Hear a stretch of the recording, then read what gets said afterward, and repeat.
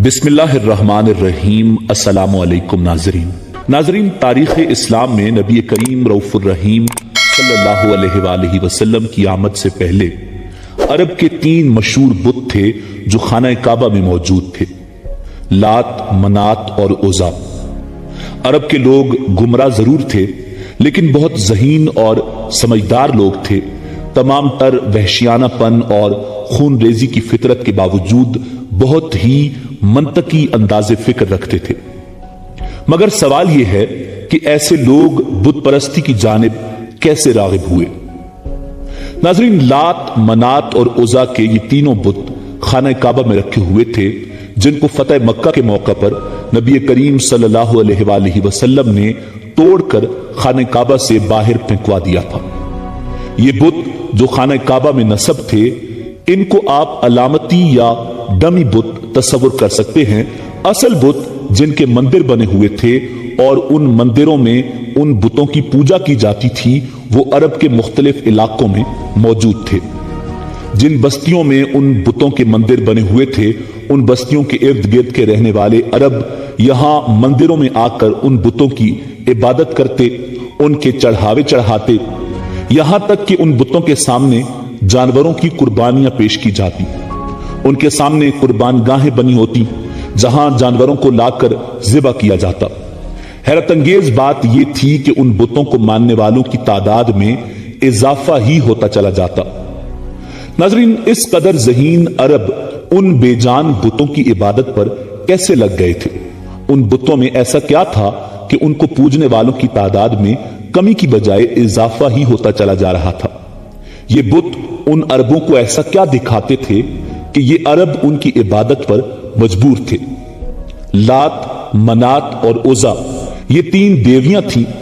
इनके बारे में मशहूर था कि ये अल्लाह की बेटियां हैं। अस्तगफिरुल्लाह।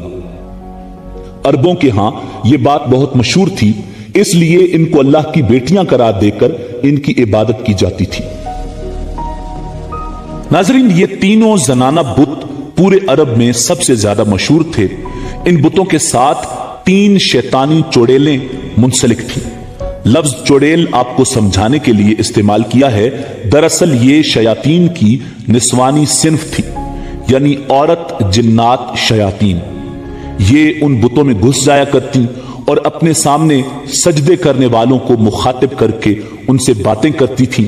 क्योंकि ये शयातीन जिन्नात थी, इसलिए उनको जब उनके नामों से पुकारती और उनके मसाइल पर बात करती, तो सुनने वाले अपने जाती मसाइल जिनसे सिर्फ वो खुद आगाह होते, सुनकर परेशान हो जाते और सोचने लगते कि ये बुत वाकई नाउजुबिल्ला खुदा की बेटियों के ही बुत होंगे।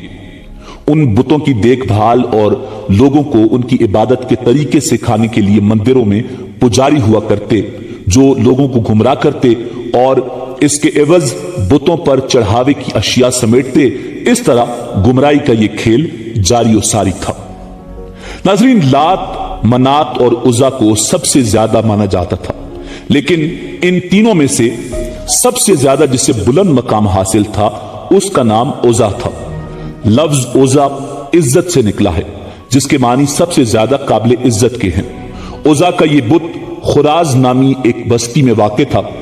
यह बस्ती वादी नखला में सोक उकाज के करीब वाक़ थी।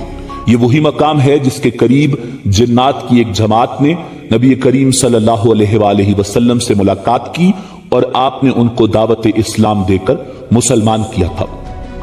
नाज़रीन, उज़ा के बुत का एक शानदार मंदिर बनाया गया था। उस मंदिर में दोबिया अस्वेनी नामी एक पुजारी उज़ा के बुत की देखभाल और खिदमत करता था। मंदिर के सामने थोड़े फासले पर झाओ के 3 दरख्त थे। उर्दू में इस दरख्त को झाओ कहा जाता है, जबकि हिंदी में तिमरस और अरबी में असल कहते हैं। यह एक सहराई पौधा होता है, उजाड़ और बयाबान सहराओं में पैदा होता है। झाओ के इन दरख्तों पर उज़ा का बसेरा था। वो शयातीन में से थी और औरत जिन थी। इस बारे में किसी को इल्म नहीं था कि वो उज़ा बुत जिसकी पूजा की जाती है एक शैतानी ताकत थी जो उन दरख्तों पर रहती थी, जो उसी के मंदिर के करीब थे। جب کبھی لوگ اس کی پوجا اور چڑھاووں اور منتوں کے لیے آتے تھے تو وہ مندر کے بت میں داخل ہو کر بولتی تھی، لوگوں کے مسئلے اپنی شیطانی قوتوں سے حل کرتی تھی اور ان کو بھٹکاتی تھی۔ اس کا آقا شیطان اس کی اس کارکردگی سے بہت خوش تھا۔ ناظرین، جب مکہ فتح کر لیا گیا تو کچھ دنوں بعد بتوں کی شامت آ گئی۔ خانہ کعبہ میں رکھے گئے بت توڑے جانے لگے، اصل سچے رب کا نور چمکنے لگا۔ خانہ کعبہ سے بتوں کو ہٹانے کے بعد مختلف دیہاتوں بستیوں میں بنے مندروں کے بتوں کی باری آ گئی۔ چھوٹے موٹے بتوں کو تباہ کرنے کے بعد اب عزا کی باری آ گئی۔ ناظرین، 25 رمضان المبارک کو نبی کریم صلی اللہ علیہ وآلہ وسلم نے حضرت خالد بن ولید رضی اللہ تعالی عنہ کو طلب فرمایا۔ انسانی تاریخ کے سب سے قابل ترین جرنیل حضرت خالد بن ولید رضی اللہ تعالی عنہ کو عزا کی تباہی کا مشن سونپا گیا۔ آپ صلی اللہ علیہ وآلہ وسلم نے حضرت خالد بن ولید رضی اللہ تعالی عنہ کو حکم دیا کہ وہ عزا کے مندر کے قریب 3 جھاؤ کے درختوں میں سے ایک کو جا کر کاٹ دیں۔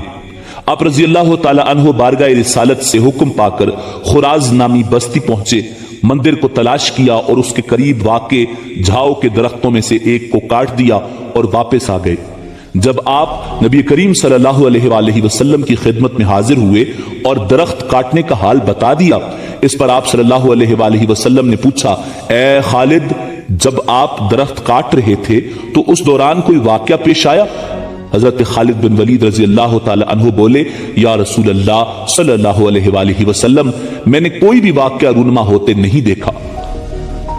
اس پر آپ صلی اللہ علیہ وآلہ وسلم نے دوبارہ حضرت خالد بن ولید رضی اللہ تعالی عنہ کو حکم دیا کہ آپ دوسرا درخت بھی کاٹ دیجئے۔ ایک بار پھر حضرت خالد بن ولید رضی اللہ تعالی عنہ وہاں پہنچے اور درخت کاٹنے کے بعد واپس آقا صلی اللہ علیہ وآلہ وسلم کی خدمت میں درخت کاٹنے کا احوال بیان کیا۔ آپ صلی اللہ علیہ وآلہ وسلم نے ایک بار پھر خالد رضی اللہ تعالی عنہ سے استفسار کیا، اے خالد، اس بار جب آپ درخت کاٹ رہے تھے تو اس بار کوئی واقعہ پیش آیا؟ حضرت خالد نے عرض کیا، یا رسول اللہ صلی اللہ علیہ وآلہ وسلم، اس بار بھی کوئی غیر معمولی واقعہ پیش نہیں آیا۔ آپ صلی اللہ علیہ وآلہ وسلم نے ایک بار پھر حضرت خالد بن ولید رضی اللہ تعالی عنہ کو تیسرا درخت کاٹنے کا حکم دے کر بھیجا۔ تیسری بار جب حضرت خالد بن ولید رضی اللہ تعالی عنہ تیسرے درخت کے قریب اسے کاٹنے کی نیت سے پہنچے تو اچانک عزا نامی چڑیل آپ رضی اللہ تعالی عنہ کے سامنے ظاہر ہو گئی۔ وہ ایک کریا صورت ننگی بڑھیا کے روپ میں تھی اور شعلے برساتی آنکھوں سے حضرت خالد بن ولید رضی اللہ تعالی عنہ کو گھورنے لگی۔ اچانک مندر کا پجاری بلند آواز سے بولا، عزا، خالد کو قتل کر دے، اگر تو نے خالد کو قتل نہ کیا تو آج تو ذلیل و رسوا ہو جائے گی۔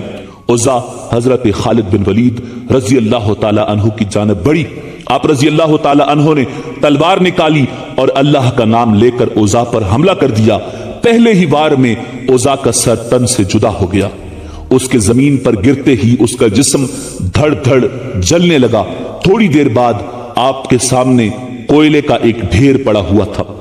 آپ رضی اللہ تعالی عنہ نے اسے قتل کرنے کے بعد اس کے بت کو بھی ٹکڑے ٹکڑے کر دیا اور پھر اس کے بعد مندر کے پجاری کو بھی قتل کر کے واپس روانہ ہوئے۔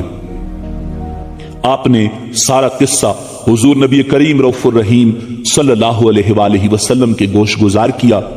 اس پر آپ صلی اللہ علیہ وآلہ وسلم نے فرمایا، یہ عزا تھی، اب یہ ہمیشہ کے لیے ختم ہو گئی ہے، اس کی دوبارہ اب پوجا نہیں ہوگی، اور یوں صدیوں تک پوجی جانے والی شیطانی طاقت کا خاتمہ نبی کریم صلی اللہ علیہ وآلہ وسلم کے حکم پر سیف اللہ حضرت خالد ابن ولید رضی اللہ تعالی عنہ نے کر دیا۔ ناظرین، اسی امید کے ساتھ اجازت دیجیے کہ آپ کو ہماری ویڈیو پسند آئی ہوگی۔ ملتے ہیں بہت جلد ایک نئی تاریخی، تحقیقی اور معلوماتی ویڈیو کے ساتھ۔ اللہ رب العزت آپ کا حامی و ناصر ہو۔